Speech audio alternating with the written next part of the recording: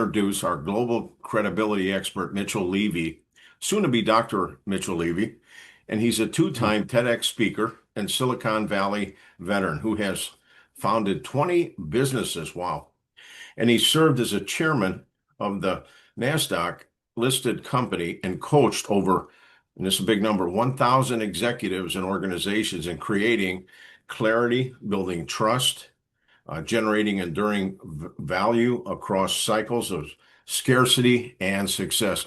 Mitchell, what an honor and a pleasure to be here with you. I'm going to give you the floor.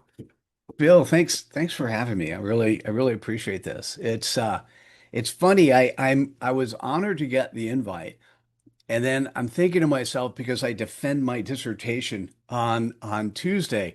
Well, what can I share and what can I not share? So I did talk to my dissertation mentor, and it's okay to share what I'm sharing today. What I like to say in general for those in the audience.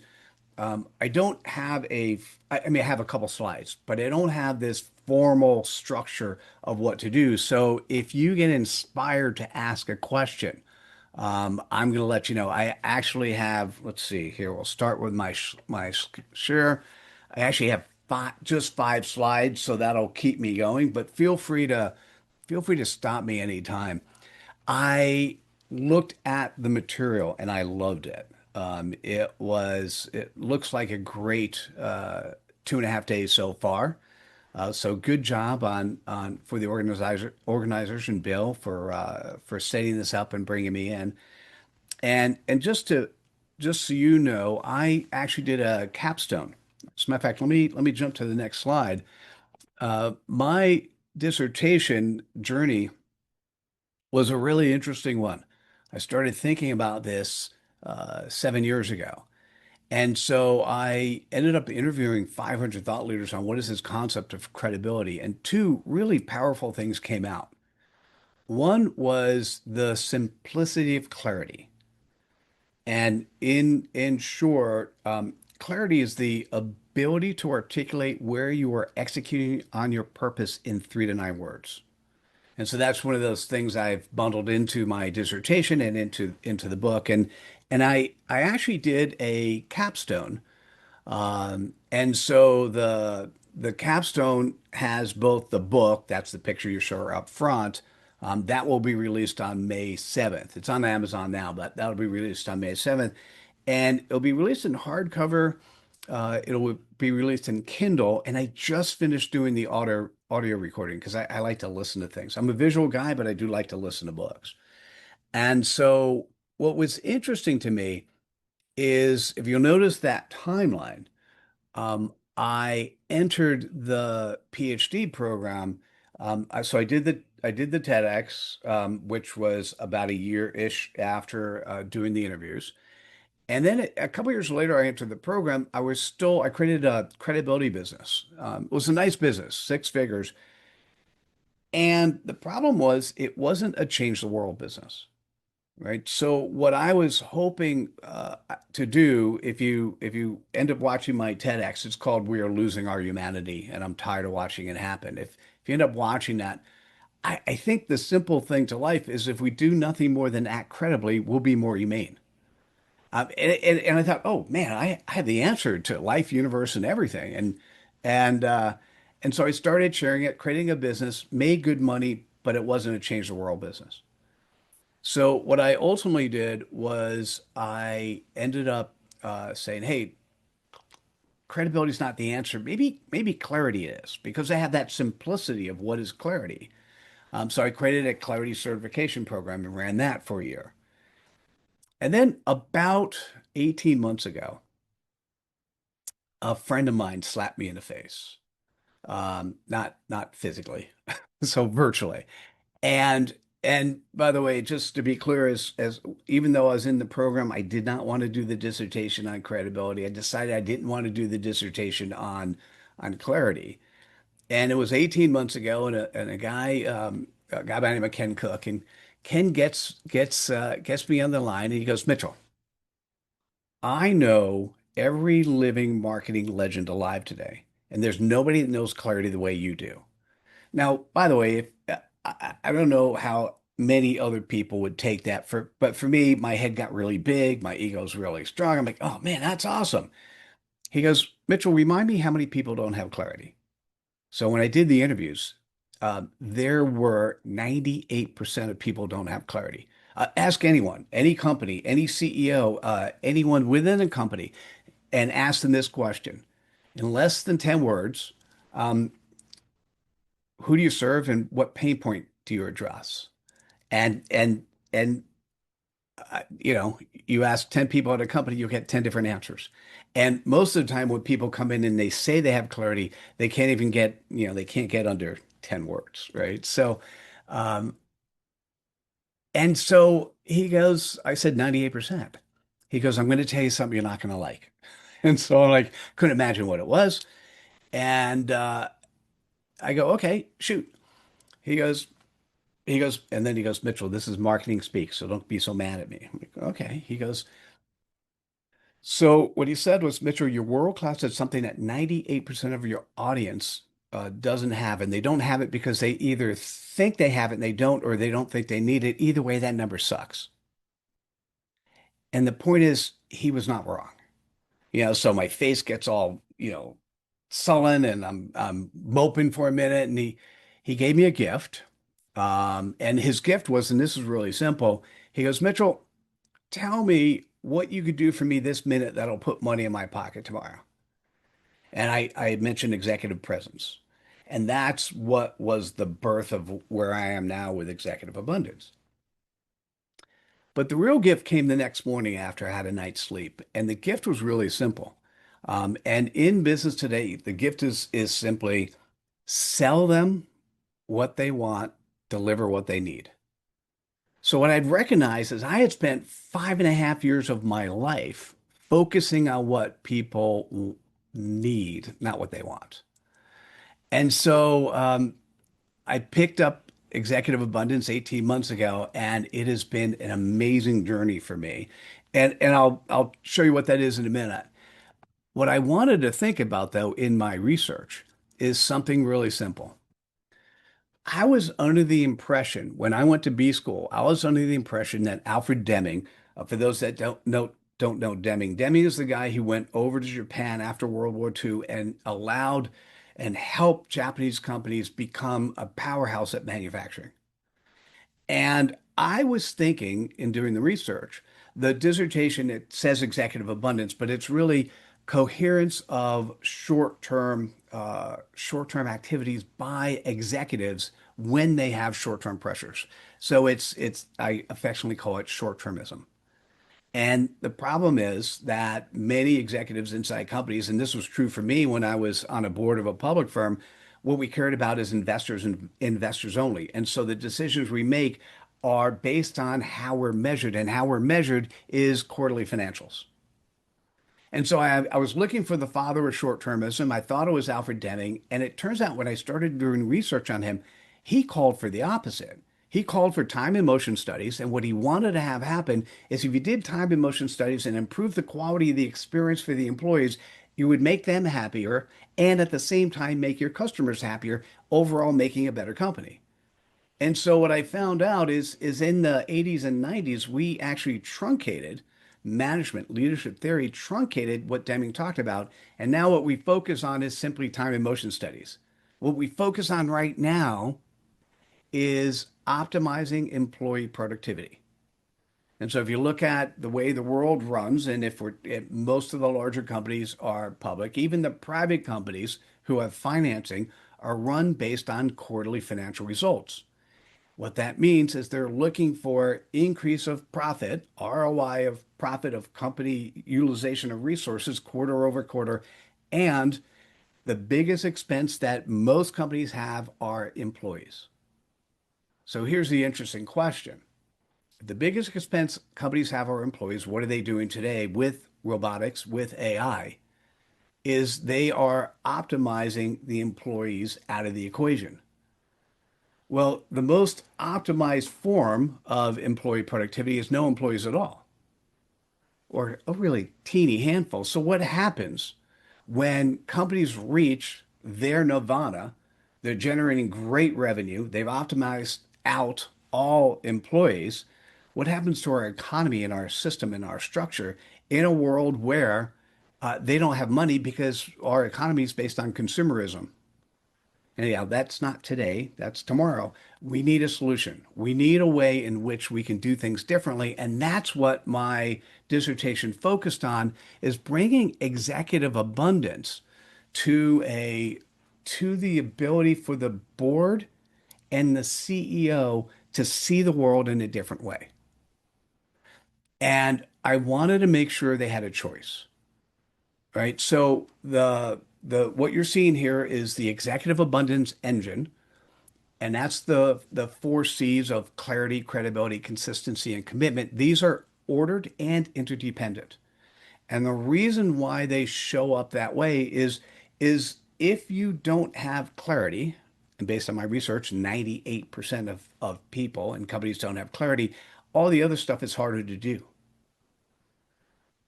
Credibility is the ability to actually say what you do and do what you say and do it consistency. Do it consistently. And if you do it consistently, you need to do it in times of scarcity and success. And that's where the commitment comes in, is making sure you're committed to do the types of things. A good example, sitting here in Silicon Valley, let's talk about a software company that has a product release. And that product release is getting close to the end of the quarter, and they can't recognize revenue until the product gets released. And then the board is notified, hey, listen, our testing, our QA guys have figured out that there's 50% bugs in this product. Do we release? Well, here's the question. If you're sitting on the board, your fiduciary responsibility is to the investors, and the only question you have to ask is, well, we're not going to make our numbers if we don't release, let's release. What we're not looking at is what does that mean for customer satisfaction and customer sat scores? What does that mean for employee satisfaction who need to work harder, work over? What does that mean for the families of the executives and the employees who now have to work harder because they've released a product that has a bunch of bugs in it? So that's where all of that comes in. So the EA engine are the four C's. And specifically for the dissertation, what I focused on was deploying it across the EA ecosystem. Those are also ordered and interdependent. And so what I love about the culture of care, this summit, and what I love about what I did is what comes first, family and self. If and there are a lot of great talks. One of those I'm gonna listen to is I think the Laurel Hodery did the self-care first, and then tap into your calm. I'm going to listen to both those because I really am interested, or watch both those. I'm really interested in the concept that she covered. If there are things that are not going well for you personally, or if things are not good with your family, that's going to come into your leadership. You can't help it. It just spills over. Now that turns out to be your first stakeholder group. If you actually come in well and then treat your employees with respect, with care, the employees are going to be self-empowered to do an amazing job, which is what you want. And if you do that, your second stakeholder group, they're going to do a good job of taking care of your customers, your third stakeholder group. If you have customers who are happy because they have good products and good service for the employees, they're going to take care of your investors. I purposely put investors fourth versus first. And then we do that within a larger community. And so that's the ecosystem of the bigger ecosystem, but that community is both virtual and physical and who you're actually interacting with. So anyhow, that's the executive abundance framework. It was kind of cool. I got to use it wasn't really a plus or multiplication. So I got to use the integration sign for the first time in my life. I thought that was pretty cool. And that's what I was able to show in the dissertation research is the studies. They did a qualitative study, and what it's able to show is the numbers pointed to and the approach of the executives that I looked at pointed to this confirmation of this framework. So this is ultimately what happened, and I think this is it, my last slide, and then I'll leave you one Q&A at the end. The really interesting part is when the EA engine is aligned across the EA ecosystem. What happens with clarity is people understand their role and feel valued. Kind of simple, right? It's, by the way, as simple as this stuff is, it's not being done. So it's not apparently not easy. On the credibility side, trust becomes natural, not forced, right? You can't say one thing and do something else, or say one thing in one scenario and then it's a different thing to a different group of people. It has to be consistent. And with consistency, care is experienced daily, not occasionally. Right? Somebody comes into the office or somebody, or here's a great example.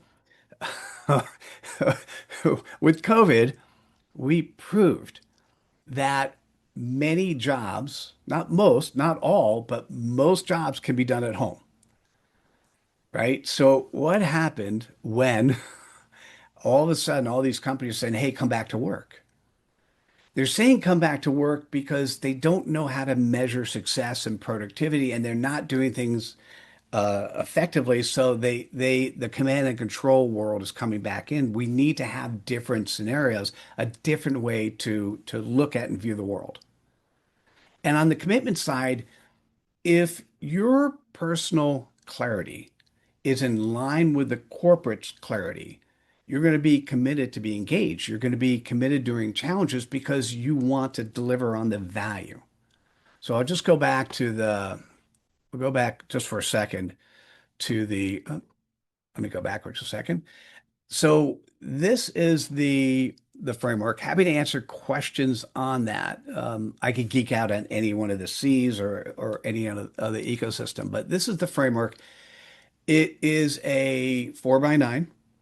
Now I'm going to take off my dissertation hat for a second, and I'm going to put on one of the things that came out, but is not part of the dissertation. The executive abundance engine, those four C's, can be applied across any normative process. So when you think about stakeholder capitalism, think about B Corps or purpose-driven companies, what's missing is they talk about the way things should be, but they don't actually talk about how to go about doing it. They don't talk about the operating system. And so that's where the engine comes in. And so when I first started doing the studying, when I started focusing on this, I had the nine elements there, and they were all just sort of equally aligned. And then I realized as I was doing my write-up of chapter 5 in the dissertation, I realized the importance of actually, I think it was more 4 when I was actually looking at the results. I realized that I need to kind of separate those out. And so this is the abundance engine. And what I want to do next, what I'm looking for future research, is I'd like to see people take the engine and apply it to politics, or apply it to, if you apply it to B Corps, the one other, or specifically purpose-driven companies. Purpose-driven companies are companies where you bring God into the equation. You would just add one more stakeholder group, and that would be God, right? And so what I'd like to see is some longitudinal studies and some incremental focus on, well, what happens when we take the engine and apply it in different areas? Yeah, that's kind of where I'm at the moment. Um, you're more than welcome to. There's a bunch of resources if you want to look at the executive abundance resources. The book itself comes out on May 7th, and I have to tell you, I I am pumped and excited about uh, what I've done so far here. And it's one of those things that I'm going to turn off the slides for a second, and then we'll talk and be able to answer questions. I I was looking for, I mean, many of us look for ways that, well, how can we help the world be better? How can we do things which are better? And I really thought I had that when I focused on the credibility work. And and the thing that's interesting, if you go to anybody and ask if they're credible, the answer is yes, of course I am. But then you look at the 10 values of credibility and you're like, well, I don't really do all of them, or I don't really do some of them. And so this is a way I went after the place where there's money, and I wanted to give a choice, and I want to give a choice to, for me, I started replaying. I was 9 years on the board of a public firm. I started replaying my decisions, and I'm like, huh, I would have asked different questions. I was measuring something more than just making money quarter over quarter, I would have looked at things differently, and we would have taken the company in a different direction. And so that's really what executive abundance is. It's not just for executives, it's for everyone.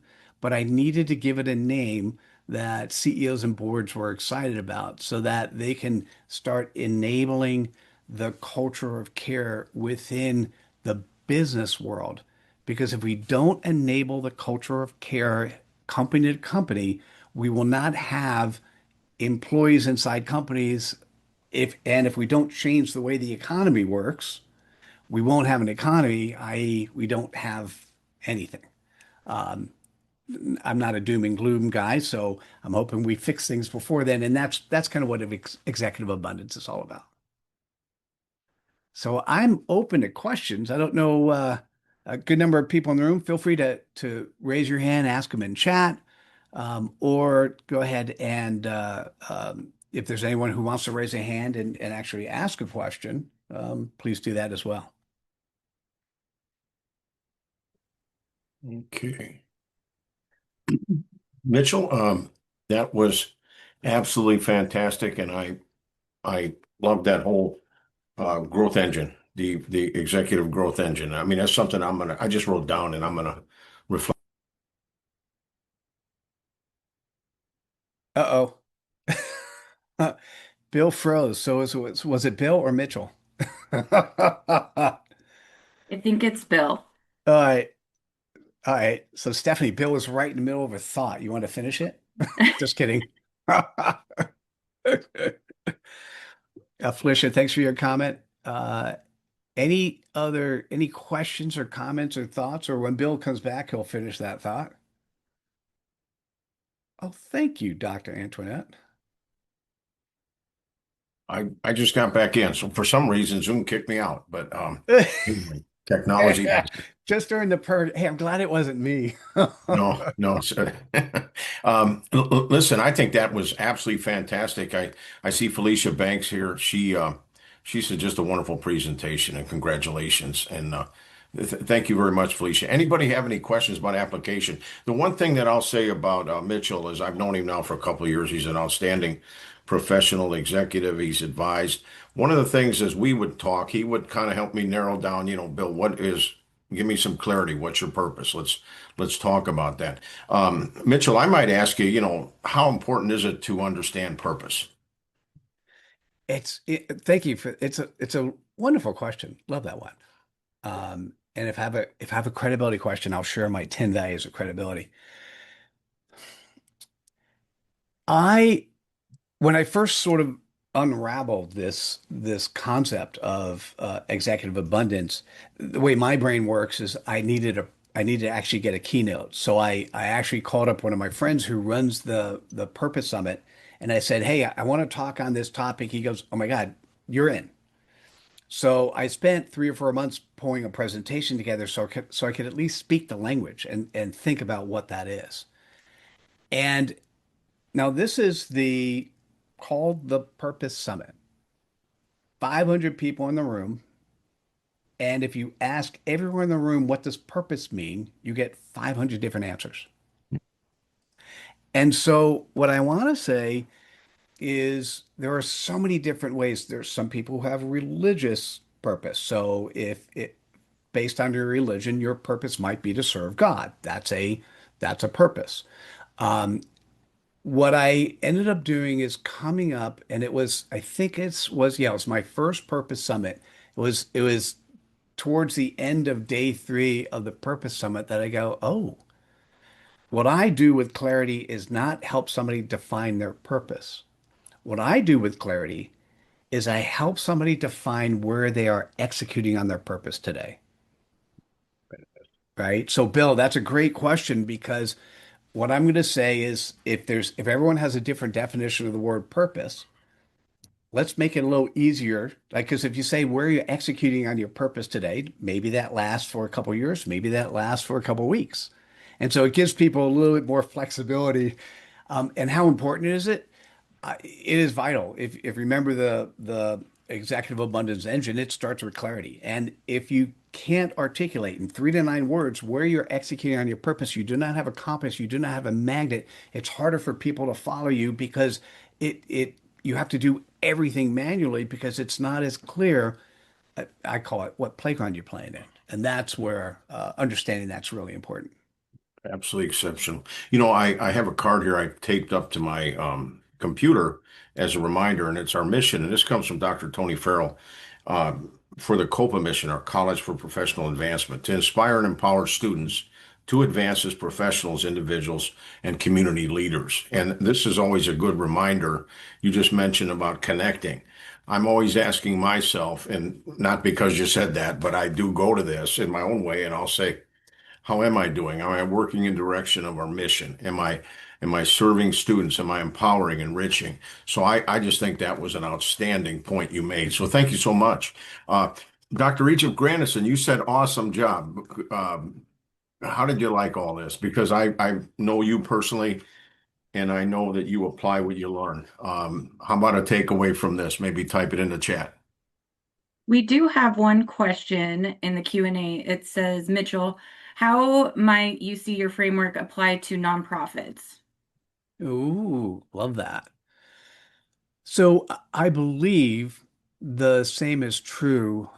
If you think about the ecosystem, there might be a slightly different variant of what your ecosystem. So it doesn't need to be the executive abundance ecosystem. I would say the engine is still appropriate.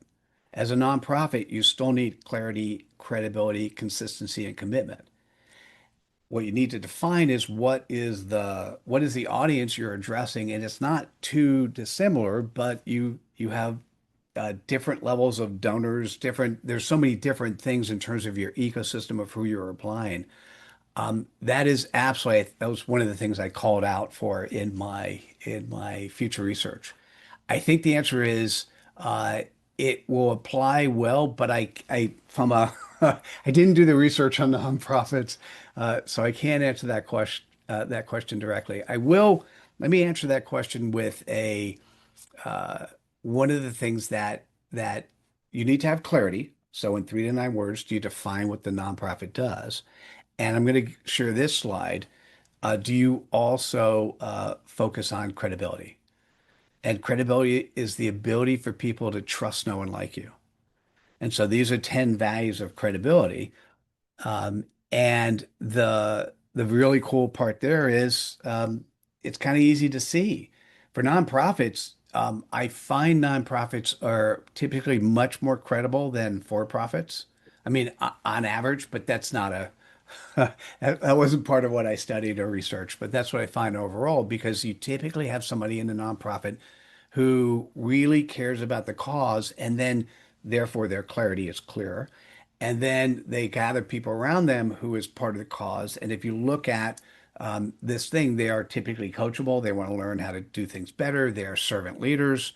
They have the intent and commitment to do the right thing. Their integrity, external, internal, are aligned. They show respect to others. So this is part of actually executing on the framework. And so typically with nonprofits, you already have the first two down. It's in terms of the engine. Anyhow, I'm happy to talk further on that one. Very good. Very good. Well, we're almost at the end here. I don't see any. Stephanie, do you see any more questions in the chat? I don't. Nope, we don't have any others in the chat right now. Mitchell, on behalf of the University of Arizona Global Campus, I in our Culture Care Summit, and I have to throw a shout out to Dr. Michelle Majors, who's the heartbeat of this. Dr. Tony Farrell, our Culture Care Chair for our committee. You made many good contributions here. You gave us all something to think about and apply, and we can't thank you enough for being here. My pleasure. Thank you. And I'll just say to others, I guess I'll put the one more time. Feel free to reach out directly. If you ended up going to my website, you could end up booking time directly on my calendar. Happy to have a conversation. Absolutely. And you got a cheerleader in here, Eric Mapp. He just said, great job. He said, good luck defending next week. So there you go. Thank you, Eric. I appreciate that. All right. Well, thank you very much, everybody, for attending, and enjoy the rest of the Culture Care Summit. Thank you. Great. Thank you. Bye-bye.